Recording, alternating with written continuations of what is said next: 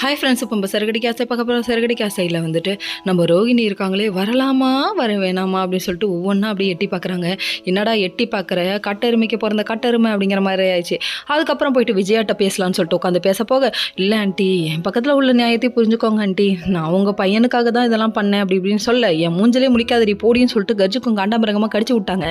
அதுக்கப்புறம் என்னடா அது, ஒரு 4-5 பிட்டுக்கு இந்த மாதிரி ஆயிடுச்சு.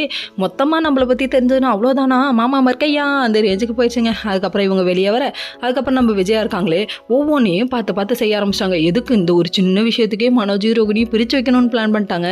நல்லா வருவாமா நீ வனரோசா, பிள்ளைய நல்லா வளர்த்துருக்கமா அப்படிங்கிற மாதிரி ஆயிடுச்சுங்க. அது மட்டுமா, உன் மாமியாரை கரெக்ட் பண்ணால் தான் இந்த வீட்டில் இருக்க முடியும் போலன்னு இந்த பொண்ணு உணர்ந்துருச்சுங்க. அதுக்கப்புறம் என்ன பண்ணுறதுன்னு சொல்லிட்டு அசால்ட்டாக இல்லாமல் இதுக்கப்புறம் உடனடியாக ஆக்ஷனில் இறங்கி ஆகணும்னு இவங்க பிளான் பண்ணிட்டாங்க.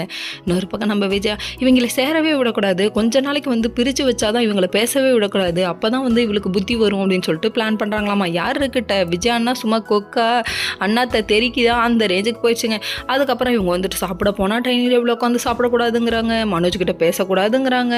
என்னடா எதுக்கிட்ட இப்படி பண்ணுறீங்க அப்படிங்கிற மாதிரி, காட்டெருமைக்கு பிறந்த காட்டெருமை கதவை திறந்து வச்சுட்டே போக சொல்கிற, என்னடா இது பார்க்குற வேலை ரொம்ப கொடூரமாக இருக்குது, புருஷனையும் பொண்டாட்டி பேச விட்றியா அப்படிங்கிற மாதிரி ஆயிடுச்சு. இதுக்கே இவ்வளோ ரியாக்ஷன், உன்னை பற்றி முழுசாக தெரிஞ்சதுன்னா டைவர்ஸ் தான், நீ கன்ஃபார்ம் பண்ணிவிடு அப்படிங்கிற மாதிரி ஆயிடுச்சு. என்ன பண்ணுறது, நல்ல புருஷனாக தேர்ந்தெடுத்துருக்கலாம், நீ மனோஜுக்காக இவ்வளோ பண்ணமா, அவர் ஏதாவது பண்ணுறாரா பாரு, கம்முன்னு நிற்கிறது மட்டும்தான் அவரோட வேலையாக இருக்குது, மொத்த பழியும் உன் மேலே விழுந்துருச்சு, தேவையா கண்ணு இதெல்லாம் அப்படிங்கிற மாதிரி ஆயிடுச்சு. Okay friends.